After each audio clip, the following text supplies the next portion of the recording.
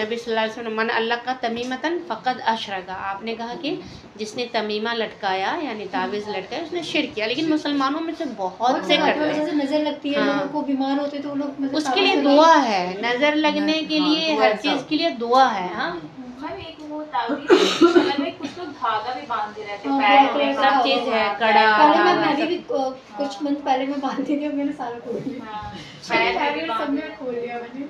अच्छी बात है। पढ़ने के लिए बोला है, हमें खुद भी हम दम कर सकते हैं, किसी को जैसे इसको नजर लगी आप भी कर सकते हैं। हाँ दम कैसे करते हैं?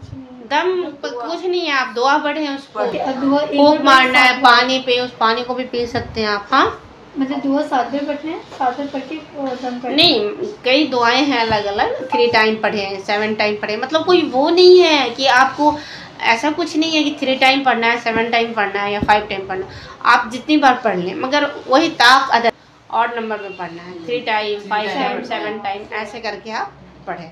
सूरह फातिहा के बारे में बताया गया है कि ये रुक़िया है। फातिहा मैम पता है मैम, मैंने नोटिस किया चीज़, अगर हम लोग दिल से पढ़ते हैं ना तो वो चीज़ हो जाती है बिल्कुल। जैसे मेरे ना मैम इतना टॉन्सिल में दर्द था, मेरे को मेडिसिन नहीं थी रात में, सिर्फ मैंने सूरह फातिहा 3 बार पढ़ के सिर्फ ऐसे कि एकदम, क्योंकि मेरी दोस्त आयशा ने बोला, मैम यकीन करो 10 मिनट बाद मुझे सीरियसली नींद आ गई थी। मतलब मैं इतनी परेशान थी बहुत ज़्यादा यहाँ दर्द की तकलीफ से, मैंने खुद दम किया। उसके बाद ये कि इंसान किसी अदद गिनती को या दिन या महीना को साद या समझे कि ये अदद जो है 3 नंबर या 7 नंबर, मतलब मैं एग्जांपल दे रही हूँ कि ये नंबर जो है बहुत अच्छा होता है। अगर ये नंबर आपका आता है, जैसे आपका नाम है तो आपका करते हैं ना आजकल यूट्यूब पर कि आपका ये नाम है, अगर इस नाम पे ये नंबर आएगा ना तो आप बहुत लकी हो।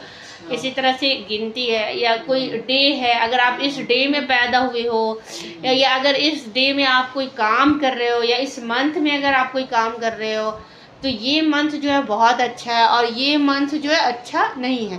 तो ज़माने जाहिलियत में लोग इस तरह का बहुत ज़्यादा उनके अंदर था। इस्लाम इन्हीं सबको ख़त्म करने के लिए, इन्हीं सबको रोकने के लिए आया है। आ रही समझ में बात?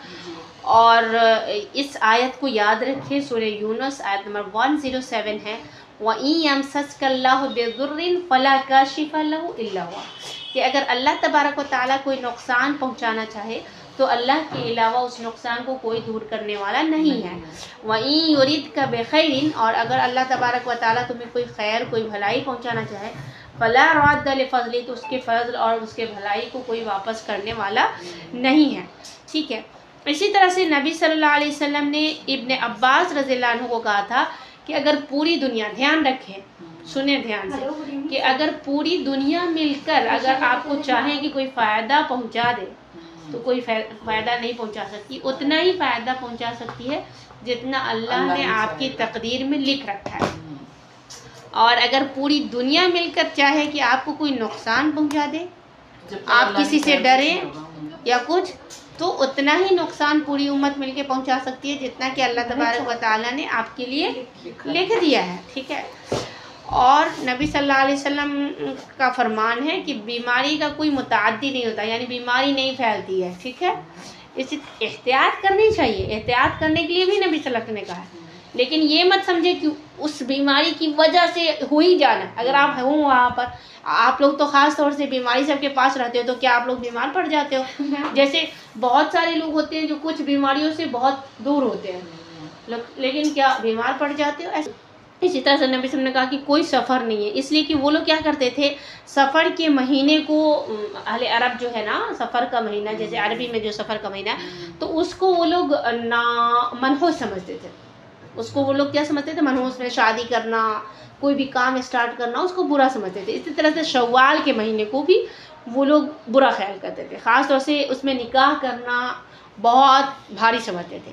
और उम्मुल मोमिनीन आयशा रज़ियल्लाहु अन्हा फरमाती हैं कि रसूल सल्लल्लाहु अलैहि वसल्लम ने मुझसे माह शव्वाल में शादी की थी, भला मुझसे बढ़कर भी किसी को आपके यहाँ मकाम व मर्तबा मिला है?